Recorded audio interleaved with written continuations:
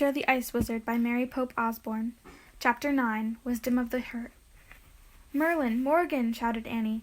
Teddy and Kathleen cried out in amazement. Annie rushed to Morgan and hugged her. Jack was filled with giddy relief. "Hi!" he said. "Hi!" "Welcome back, sir," Teddy said to Merlin. "Thank you," said Merlin. He looked at Jack and Annie. "And thank you for turning us back into ourselves." "We didn't know you and Morgan were the wolves," Annie said. "We were following you so we could help you," said Morgan. "The wizard told us if you caught up with us, you would eat us," said Jack. "Really?" said Morgan. They all looked at the ice wizard, standing with his sister. He stared guiltily at Morgan and Merlin. "I feared that if they got close to you, they might discover who you were," he said. "But I will do no more harm, I promise, for I can see clearly now." The wizard looked back at his sister, and his blue eyes shined with joy. "You can see because you have your heart back," said Morgan. "It was not only your eye that was missing, it was also your heart. We see it with our hearts as well as our own eyes." "And now perhaps you can find the wisdom you were seeking from the Norns," said Merlin, "for wisdom is knowledge learned with the heart as well as the head." The ice wizard nodded. "Please find it in your hearts to forgive me," he said. "Use my sleigh to take you safely home." "Yes, indeed, we must leave now," said Morgan. "We've been gone from Camelot too long." "The next time you come to Camelot, my friend, you must come as a guest," said Merlin, "not as a thief in the night." "And you must bring your sister also," Morgan said to the wizard. "Indeed I will," the wizard said. Merlin looked at Jack, Annie, Teddy, and Kathleen. "Is everybody ready to leave now?" he asked. "Yes, sir," they all answered together. Merlin looked at the staff of strength in Jack's hands. "Oh, sorry, I almost forgot," said Jack. He handed this heavy staff to Merlin. As soon as Merlin held the staff of strength, he seemed more powerful. "Let us be off," he said briskly. Merlin and Morgan led the way out of the throne room, their red cloaks billowing behind them. Teddy and Kathleen followed, and Jack and Annie hurried after them. Just before they left the room, Jack and Annie glanced back at the ice wizard and his swan sister. They were deep in conversation again. "They haven't seen each other for years," said Annie. "They must have a lot to talk about."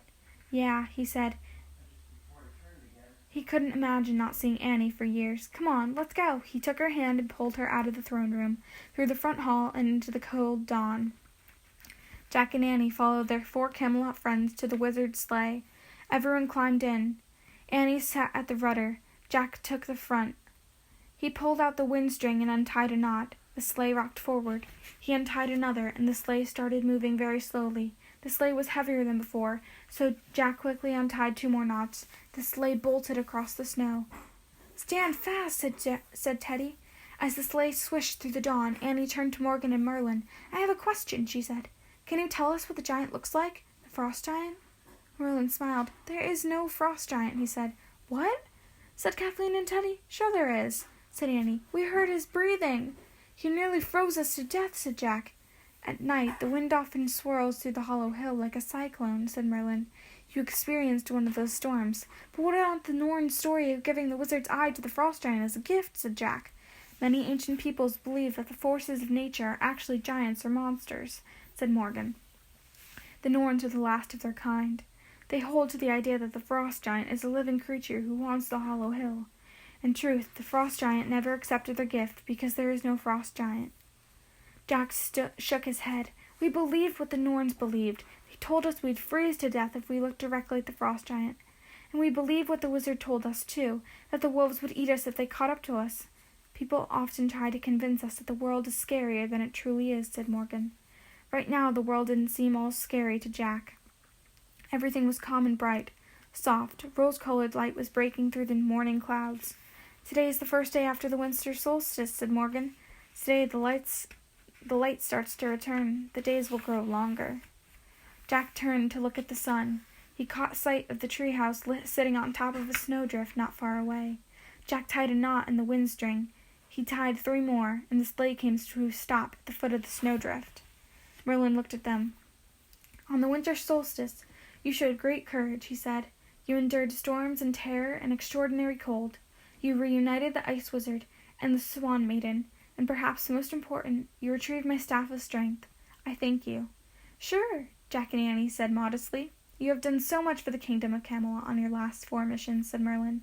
"On your next adventure, you will have a mission back in your world, in real time, not in time of myth and magicians." "We will call for you again soon," said Morgan. "Great," said Annie. Jack and Annie climbed out of the sleigh. They looked back at Teddy and Kathleen. "I hope you will help us with our next journey, too," said Annie. Teddy smiled. "If we all work together, we can do anything, eh?" he said. "Eh," said Jack and Annie together. Then they turned and trudged up the snowdrift.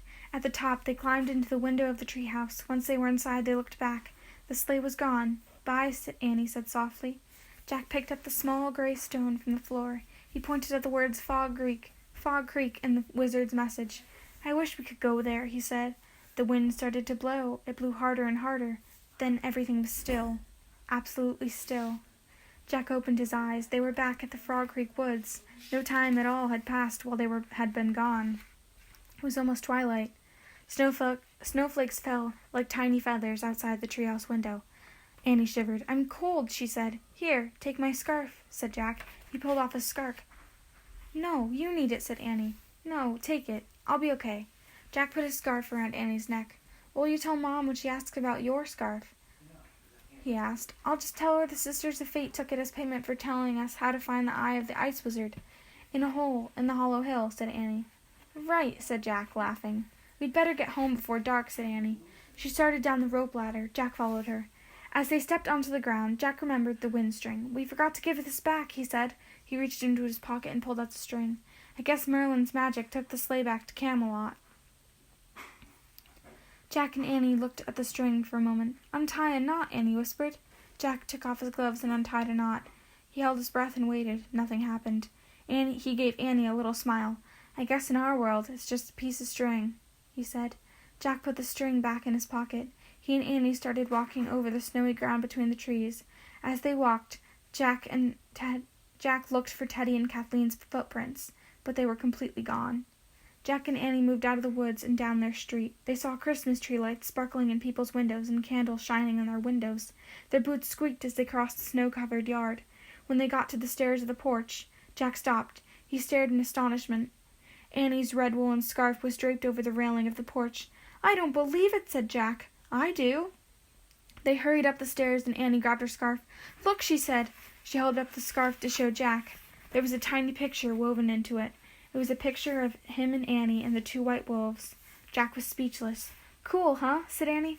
She gave Jack back his scarf. Then she tied her scarf around her neck. She tucked the part with the picture under her jacket collar. The front door opened. A delicious smell wafted out from the house.